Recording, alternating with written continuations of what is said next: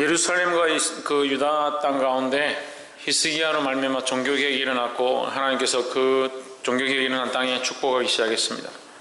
그런데 지금 누가 쳐들어왔느냐? 산헤립이 쳐들어왔다. 이게 아수르 왕이다. 아수르는 이스라엘 치는 도구로 쓰임을 받았습니다. 그래서 첫 번째 침공과 두 번째 침공이 있는데 첫 번째 침공 때에 히스기야가 믿음이 없어가지고 성전에 있는 기물들을 다 팔아가지고 도와달라고 반복만 봐달라고 이렇게 빌었습니다. 그런데 두 번째 지금 이 32장에 나와 있는 이 산헤립의 공격은 두 번째 침공이다. 이스라엘 두 번째 침공한 모습이다. 두 번째 침공했을 때에 히스기야가 믿음의 대응들을 하기 시작하는 겁니다. 6절에 보면 군대 장관들을 세워 백성을 거느리게 하고 성문 광장 자기에게로 무리를 모으고 말로 위로하여 이르되 했습니다. 말로 위로했다. 뭘 위로했느냐? 담대하라는 거죠. 우리는 하나님의 백성이고 하나님 우리와 함께 하신다. 이렇게 말로 위로했다는 거죠. 그 자기 생각으로 위로하는 것이 아니라 믿음으로 위로했고 누구를 소개하느냐? 하나님을 나타낸다라는 겁니다. 실제로 너희는 마음을 강하게 하며 담대히 하고 아수르 왕과 그 쫓는 온 무리로 인하여 두려워 말며 놀라지 말라. 우리와 함께하는 자가 저와 함께한 자보다 크니 했습니다. 결국 이 말은요 히스기야의 믿음의 고백이다라는 겁니다. 처음에 히스기야가 어리고 연약한 가운데 있어서 그런 전쟁을 당했을 때 두려워가지고 자기가 가진 재물들 다 팔아가지고 또 심지어 하나님 성전에 있는 물건을 팔아가지고 아수르 왕에게 갖다 줬지만 두 번째에는 그가 정신을 차리고 담대하게 섰다는 거죠. 그가 믿음으로 담대히 섰기 때문에 그 백성들에게 담대하라라고 말할 수 있다는 거죠. 그래서 내가 믿음으로 서야, 내가 굳세어야 다른 영혼에게 믿음으로 서라라고 말할 수 있는 겁니다. 먼저 누가 바로 서야 된다? 내가 믿음으로 바로 서야 된다라는 거예요. 볼 수 있기를 주의 이름으로 축복합니다. 내가 믿음으로 바로 서서 영육간에 방비할 수 있는 자가 되기를 소망합니다. 8절에 저와 함께하는 자는 육신의 팔이요 우리와 함께하는 자는 우리 하나님 여호와시라. 반드시 우리를 도우시고 우리를 대신하여 싸우시리라 하매 백성이 유다왕 히스기야의 말로 인하여 뭐했다? 안심했다. 그러니까 믿음은 무엇을 동반하느냐? 안심을 동반한다. 그러니까 믿음이 있으면 두려워하지 않는다라는 거죠. 믿음이 있으면 걱정하지 않을 수 있다. 그래서 이것을 우리에게 안녕이다, 안심을 안녕이다 하는데 안녕. 안녕은 뭡니까? 샬롬이죠. 평안이죠. 평안이죠. 평안은 누구 안에 있느냐? 예수 그리스도 안에 있다는 거죠. 예수 그리스도 안에 참 평안이 있습니다. 그래서 예수 그리스도를 무슨 왕이다? 예, 샬롬의 왕이다. 근데 이 히스기야가 어떻게 하느냐? 3절과 4절에 보면 백성들이 의논하고 창밖을 두루막고 성밖을 두루막고 물건을 막고 수로를 메우고 이 밀로 엄밀하게 들어오는 저 출입구가 있는데 그것도 다 막고 성을 방비했다. 이게 무슨 모습입니까? 육적으로도 준비할 뿐더러 영적으로도 준비시켰다는 거죠. 육적으로 먼저 백성들에게 방비할 것들을 다 하도록 한 다음에 그 백성들에 가서 믿음으로 하나님이 우리와 함께 하신다. 저들과 함께한 자보다 우리와 함께 하신 이가 크다라고 말했다는 거죠. 그럼 이 히스기야는 백성들에게 뭘 가르치냐? 육신적으로도 강건하여서 믿음으로 서고 영적으로도 강건하여서 믿음으로 서라는 거예요. 그 영육 간에 방비하는 자세를 가졌다라는 겁니다. 2017년도 큰 사랑교회 표어가 뭡니까? 김태현 2017년도 큰 사랑교회 표어가 뭡니까? 성령 충만하십시오. 그래. 신희경 예수 그리스도의 좋은 군사가 되자 하죠. 이거 한 달 넘게 이 예수 그리스도의 좋은 군사가 되자 설교했는데 예수 그리스도의 좋은 군사는 자기 삶에 얽매이는 것이 아니다. 자기 육신에 얽매이는 것이 아니다 했습니다. 그 영육 간의 방비에서 영육 간의 싸움을 싸워야 된다. 육신의 일도 믿음으로 서서 싸우고 영적인 일도 믿음으로 서서 싸워야 된다. 영육 간에 방비하고 싸우는 모습들이 필요하다는 겁니다. 히스기야가 시작할 때 어려서 실수했다 합시다. 우리도 시작할 때 어려서 실수했다 합시다. 근데 지금 우리도 이 히스기야처럼 자라서 이 영적 싸움을 싸울만 하기에 충분한 자가 되어 있어야 되는데, 연초에 시작할 때나 지금이나 똑같다든지 연초에 시작할 때나 지금이나 오히려 더 후퇴했다면 얼마나 부끄러운 일이냐는 거예요. 영육간에 방비한 자, 겸비한 자가 되기를 주의 이름으로 축복합니다. 옆에 사람 보시죠. 영육간에 겸비한 자가 됩시다. 영육간에 겸비할 때 온전한 싸움을 싸울 수 있는 것입니다. 육신으로만 싸우는 게 아니고 영으로만 싸우는 게 아니고 영과 혼과 육이 온전해져서 이 모든 싸움 가운데 이길 수 있는, 누구의 이름으로? 예수 그리스도의 이름으로 이길 수 있는 자가 되기를 소망합니다.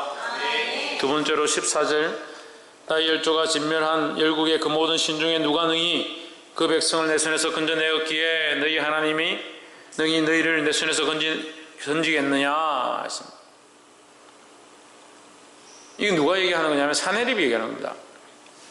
사내립이 이스라엘 백성에게 얘기하는 겁니다. 내가 다른 나라도 다 진멸했고 다른 나라의 신들도 다 물리쳤고 다른 나라의 땅도 우리가 다 빼앗았다. 우리가 이 진멸하고 빼앗은 나라가 얼마나 많은데 그 중에서 자기들 스스로 자기들을 구원한 자가 어디 있느냐 이 말이에요. 너희 하나님이 너희를 내 손에서 건지겠느냐? 뭐라는 겁니까? 예? 믿음을 시험하는 거죠. 믿음을 시험하는 거죠. 제대로 믿고 있느냐? 제대로 믿고 있지 않느냐? 사단은 우리에게 뭘 실험하겠습니까? 우리 믿음을 시험하는 거예요. 뭘 실험하겠습니까? 뭘 시험하겠습니까? 밥 많이 먹는 거 시험하겠습니까? 세상에 나와서 방황하는 거 시험하겠습니까? 믿음으로 이것을 하느냐 안 하느냐 시험하는 거죠. 그래서 믿음에 대한 싸움입니다. 하나님 우리를 뭘 보기 원하시냐? 우리의 믿음을 보기 원하시는 거죠. 하나님의 방편에서나 마귀의 방편에서나 똑같은 시험이 있는 겁니다. 시험의 모양은 똑같아요. 하지만 마귀의 목적은 뭐고? 우리를 넘어뜨리는 것이고 하나님의 목적은 뭐고? 우리를 성장시키기 위함이다.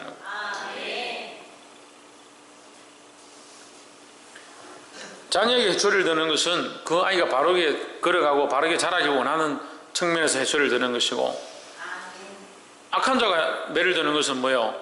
넘어뜨리고 망하게 하기 위해서 하는 겁니다. 그 마찬가지죠. 영적인 문제도 마찬가지예요. 똑같은 시험을 있는 겁니다. 하지만 그 시험이 뭐에 대해서 하겠습니까? 밥 많이 먹느냐? 키 많이 크냐? 사람들 많이 사귀냐? 얼마나 많은 즐거움을 누리고 사느냐? 그런 걸 하겠습니까? 결국 믿음에 대한 시험을 한다는 거예요. 그 믿음이 있냐는 거예요. 우리가 지금 믿음이 있냐는 거예요. 믿음이 뭘 가지고 사냐는 겁니다. 김장담근 하면 김장담근에 빠져가지고 하나님 모르겠다. 이 김장담근은 게 목적이, 밥 먹는 게 목적이 돼요. 어떻게 한 가지에만 그렇게 목적들을 가지느냐? 가지려면 한 가지 믿음에 대한 목적, 하나님 바라보는 데 대한 목적, 그걸 좀 세우면 좋겠는데, 이 믿음의 싸움을 싸우시길 바랍니다. 15절, 그런즉 이와 같이 히스기야에게 속지 말라. 너희 왕에게 속지 말라. 너희 왕이 히스기야가 뭐 했습니까? 최원이 형 뭐 했습니까? 박이사 히스기야가 뭐 했다 했습니까? 안심등심 고기 얘기하냐? 박성리 히스기야가 뭐 했습니까? 영육간에 방비시켰다는, 영육간에 겸비시켰다라는 거예요. 뭐 아멘 하면 뭘 대답을 못 하는데, 영육간에 준비시켰다고 히스기야가 영육간에 준비시켰는데 사내림이 뭘 하냐? 준비시킨 그것을 찌르러 보는 거죠. 준비되었기 때문에 그들이 이미 안심하고 하나님 바라보고 그 믿음이 흔들리지 않으려고 하는데 그걸 공격하네요. 그걸. 희한하죠. 예수님이 40일 금식하니까 마귀가 와가지고 예수님 잘하셨습니다. 뭐 시험합니까? 뭐 시험합니까? 병자를 좀 고치십시오. 귀신을 쫓아내 주십시오. 가난한 자에게 복음을 전해 주십시오. 그거 시험합니까? 뭘 시험합니까? 떡을 만들어 먹으라. 이 돌들로 떡을 만들어 먹으라고 하잖아요. 그 마귀가 지혜롭다니까요. 얼마나 지혜롭냐? 하나님처럼 지혜로운 거죠. 하나님처럼. 뭐를 시험합니까? 말씀으로 시험해. 말씀으로 그럴듯하게 시험하는 거예요. 그러니까 잘 넘어지는 거예요. 우리가 하나님 말씀 아니고 아예 흑과 백이면 왜 넘어지겠냐. 근데 꼭 신앙을 배우면 뭘 배웁니까? 흑과 백으로 배우는 겁니다. 되고 안 되고, 이건 아니고 저거는 맞고. 그래 시험이 애매하게 오면 이거 될 것도 같고 안 될 것도 같고 턱 넘어지는. 히스기야에 속지 말라. 믿음으로 세워놓으니까 그 믿음으로 세워놓은 것을 공격하는 거예요. 히스기야를 통해서 히스기야가 안심하라, 너희 영과 육과 혼을 방비해라, 그렇게 하니까 히스기야의 말을 공격하는 거예요. 그래 믿지 말라. 어떤 백성이나 어떤 나라의 신도 능히 자기 백성을 나의 손과 나의 조상들의 손에서 건져내지 못하였나니 하물며 너희 하나님 너희를 내 손에서 건져내겠느냐. 결국 누구를 공격하느냐, 누구를 비방하느냐. 히스기야를 비방하다 보니까 히스기야가 믿고 있는 하나님을 비방하는 것입니다. 그 이제 싸움은 뭐로 됩니까? 하나님과의 싸움이 되는 거예요. 이 사내립이 누구를 공격하게 되느냐? 하나님을 공격하게 되어 있습니다.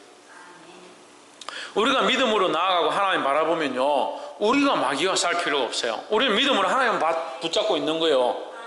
우리를 공격하다 안 되면 결국 누구와 싸움이 되는 거예요? 하나님과 싸움이 되는 거죠.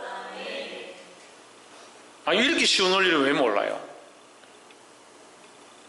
그런 일들을 별로 못 겪어보니까 하나님한테 갈 것도 없고 건들기만 하면 탁 자빠지니까 알아서 시험할 것도 없고 자기가 알아서 다 꿍꿍해가 생각 다 해가지고 나는 이런 때 시험에 들고 나는 이런 때 세상에 가서 방황하고 나는 이런 때 가가지고 내 먹고 싶은 거 즐기고 나는 주일날 되면 다시 돌아와야지. 자기가 다 계산하고 있는데 마귀가 시험할 게 뭐 있어요?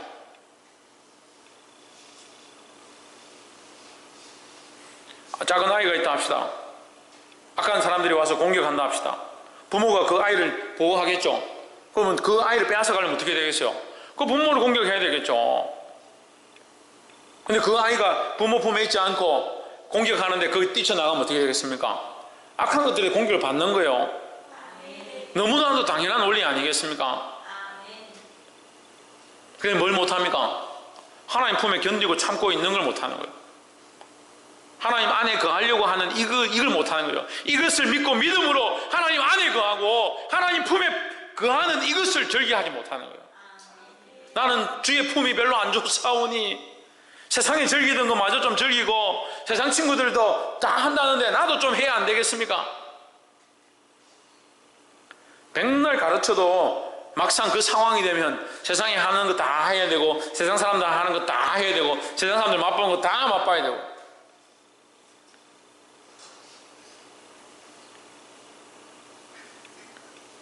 이 사내립이 와서 결국 백성들을 미혹할 때 왕을 공격하고 그 왕이 믿는 하나님을 공격해야 되는데, 우리를 향해서 공격할 때 우리가 믿음으로 서 있으면 우리를 공격해보고 안 되고 교회를 공격해보고 안 되고 목사를 공격해보고 안 되면 하나님을 대적하게 되자 그럼 결국 하나님이 싸우시는 하나님의 싸움이 될 건데 알아서 다 자빠지는 거예요. 조금 힘들면 불평불만하고 우리 목사님은 맨날 이렇게 힘들게 하고.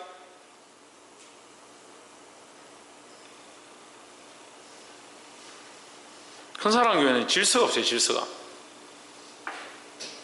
지켜야 될 순서도 없고 허락도 없고 자기들 하고 싶은 대로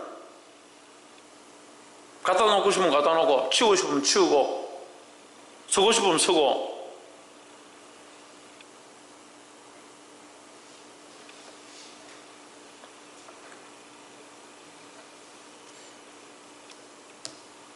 청년들이 돼가지고 스스로가 준비하고 예배를 위해서 어떻게 할 건지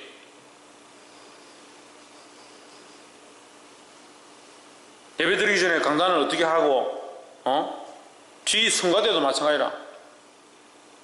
지난주도 그래가지고 왔다 갔다 그렇게 해놓고 하나부터 10개까지 목사님 다 해야 돼. 휘뚜지 갖다 바르고 위치 잡아놓고 하라고 한 지가 언젠데.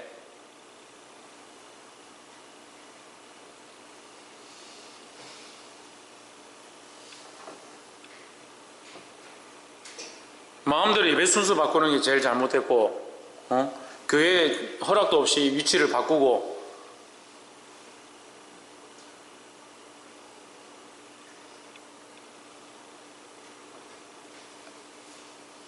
얘기를 안 하니까 질서가 너무 없어요. 너무 없어.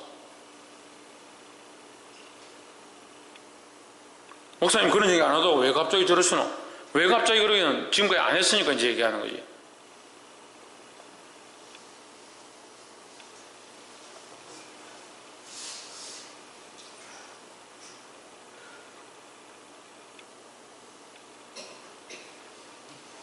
(17절에) 사나립이 또 편지를 써서 보내어 이스라엘 하나님 여호와를 욕하고 비방하여 이르기를 열방의 신들이 그 백성을 내 손에서 구원하여 내지 못한 것 같이 히스기야의 신들도 그 백성을 내 손에서 구원하여 내지 못하리라 하고, 결국 하나님을 해방하게 되는 거죠.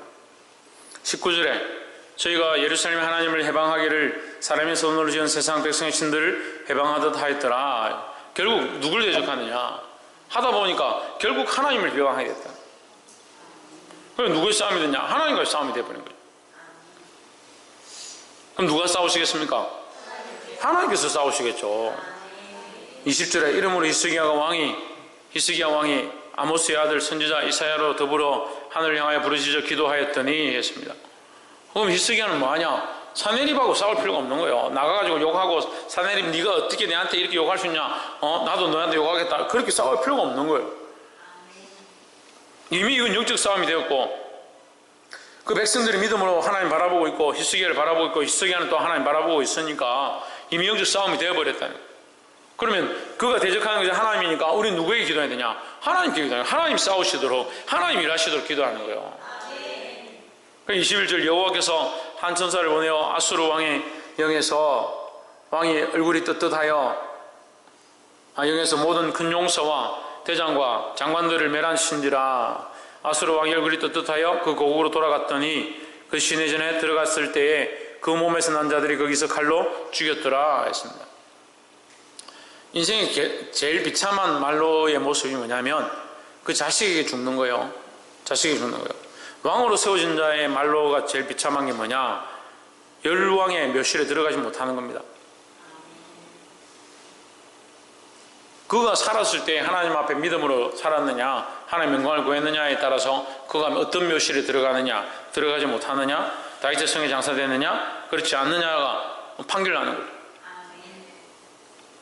그 악한 자들의 이 말로가 어떻게 되느냐, 자기의 몸에서 난 자기 자식이 자기를 칼로 쳐 죽였다. 이게 제일 비참한 말로예요. 왜 그렇게 됐습니까? 왜 그렇게 됐어요? 하나님을 대적했기 때문에요. 그러니까 우리의 싸움은 혈과 육에 대한 것이 아니다라는 거예요. 근데 우리가 사내립의 편에 서야겠습니까? 히스기야의 편에 서야겠습니까? 당연히 히스기야 편에 서야 되고 하나님 편에 서야겠죠. 근데 자꾸 우리도 모르게 하나님을 대적하는 편에 선다. 왜 하나님 대적하는 편에 서느냐? 육신의 정욕을 쫓아가고 안목의 정욕을 쫓아가고 이성의 자랑을 쫓아가고 세상 사람들이 원하는 것들을 쫓아가다 보니까 이것이 진리인지 선인지 하나님 기뻐하신 것인지 분별하지 못한다. 자꾸 타협한다.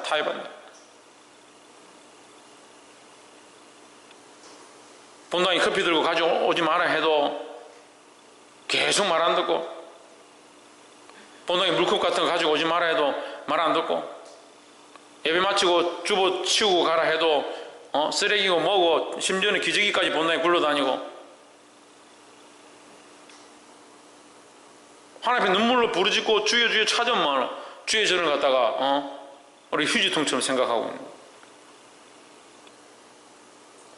자기 쓸 시간 다 쓰고 놀 거 다 놀고 마지막에 교회 와가지고 뭐 하겠다고.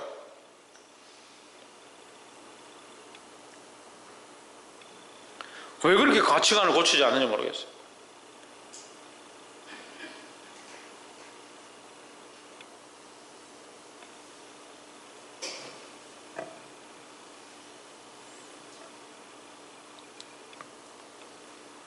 (23절) 여러 사람이 예물을 가지고 예루살렘에 와서 여호와께 드리고 또 번물로 유다 왕 히스기야에게 드린지라. 이후부터 히스기야가 열국의 눈에 존대하게 되었더라. 존귀하게 되었더라. 히스기야가 왜 존귀하게 되었느냐? 하나님을 존귀히 여기니까요. 하나님을 믿고 그를 신뢰했고 하나님께서 승리하게 하셨을 때에 하나님께 또한 예물을 바쳤다.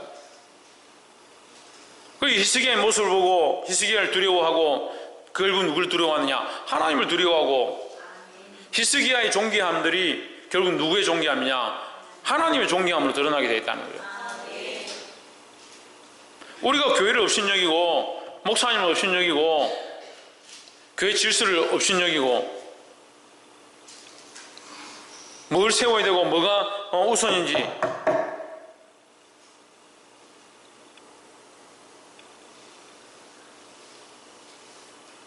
어떻게 하면 세상 사람들이 하는 거 우리도 다 할까? 맨날 그렇게 생각하니까 존귀함이 없는 거예요. 여러분들 안에 존귀함이 없는 거예요. 하나님께서 여러분들 존귀 여기시는 모습들이 사라져가는 거예요.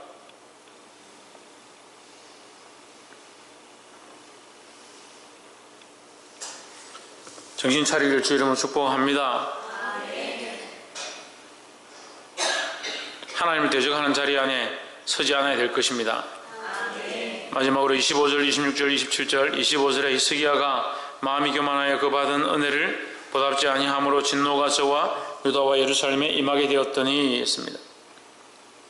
히스기야의 역대하와 열왕기하에 보면 히스기야의 사적 가운데 하나님 앞에 믿음 없이 행한 일이 한 두 번 정도 있습니다. 처음 1차 아수르의 침공 때, 또 이제 말년 때에 그가 마음이 교만해서 병에 들고 하나님께서 그를 또한 낫게 하시고 15년 더 그 생명을 연장시켜 주시는 그런 장면들이 나옵니다. 그가 교만한 길로 갔다 그것으로 끝났으면 그는 훌륭한 임금도 아니었고 결국 그 말로 비참한 것으로 끝날 수 있습니다. 하지만 그가 어떻게 했느냐? 그 하나님의 진노가 있을 때 26절에 히스기야가 마음의 교만함을 뉘우치고 곧바로 뉘우쳤다는 거죠. 예루살렘 주민들도 그와 같이 하였으므로 그만 뉘우치고 돌아선 것이 아니라 그와 있는 백성들도 함께 하나님 앞에 주의하고 돌아서도록 했다라는 겁니다. 사랑하는 성도 여러분, 우리가 죄를 지을 수 있습니다. 죄를 지어야 된다는 것이 아니라 살다 보면 실수할 수 있고 잘못된 길로 갈 수 있고 자기 정력에 빠질 수도 있습니다.